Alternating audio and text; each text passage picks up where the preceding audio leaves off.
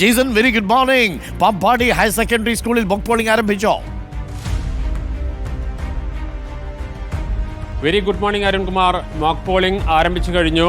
അല്പം മുമ്പാണ് mock polling ആരംഭിച്ചത്. വിവിധ രാഷ്ട്രീയ കക്ഷികളിലെ പ്രതിനിധികളെത്തിയാണ് മോക്ക് പോളിംഗ് നടന്നത്. ഇപ്പോൾ ഞാൻ നിൽക്കുന്നത് NDA സ്ഥാനാർത്ഥി കെ ബാലകൃഷ്ണൻ, അതായത് തിരുവല്ലാമല പഞ്ചായത്തിലെ പാമ്പാടി ഹയർ സെക്കൻഡറി സ്കൂളിലെ 116-ാം ബൂത്ത് നമ്പറിലാണ് ഞാൻ നിൽക്കുന്നത്. ഇവിടെയാണ് NDA സ്ഥാനാർത്ഥി കെ ബാലകൃഷ്ണൻ വോട്ട് രേഖപ്പെടുത്തും. ഏകദേശം 7 മണിയോടുകൂടി തന്നെ എത്തി വോട്ട് രേഖപ്പെടുത്തും.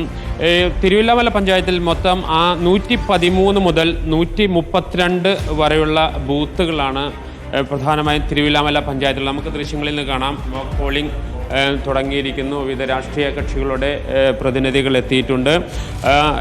അത് ഏകദേശം ഒരു 6:45 തന്നെ എല്ലാ ബൂത്തുകളിലും ആളുകൾ എത്തുമെന്നാണ് ഇത്തവണ പ്രതീക്ഷിക്കുന്നത്. അത്രയേറെ വാശിയേറിയ തിരഞ്ഞെടുപ്പ് പ്രചരണ ഘട്ടമാണ് കടന്നുപോയത്. അതുകൊണ്ട് തന്നെ ഉപതെരഞ്ഞെടുപ്പിനുള്ള എല്ലാ പ്രത്യേകതയും അതിലേറെ ചേലക്കര മണ്ഡലം ഏറെ പ്രതീക്ഷയോടുകൂടി 3 മുന്നണികളും കാണുന്നുവെന്ന ഒരു പ്രത്യേകത കൂടിയുണ്ട്. NDAക്കും വലിയ പ്രതീക്ഷ അവർ കഴിഞ്ഞ ദിവസങ്ങളിൽ പങ്കുവച്ചിട്ടുണ്ട്. പ്രത്യേകിച്ച് തിരുവല്ലാമല പഞ്ചായത്ത് എന്ന് പറയുമ്പോൾ NDAയുടെ സ്ഥാനാർത്ഥിയുടെ പഞ്ചായത്താണ്.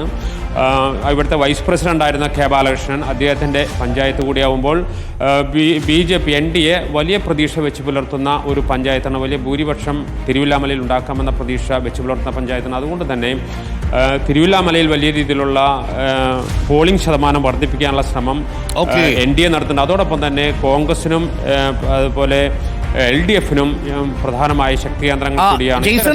തിരുവല്ലാമലയിൽ ഇപ്പോൾ ജെയ്സൺ നിൽക്കുന്ന ബൂത്തിൽ സാങ്കേതിക തകരാറില്ല. പക്ഷേ സാങ്കേതിക തകരാർ ആദ്യമായി റിപ്പോർട്ട് ചെയ്തിരിക്കുന്നത് ഇപ്പോൾ സരസ്വതി വിദ്യാമന്ദിറിലാണ് എന്ന് തോന്നുന്നു.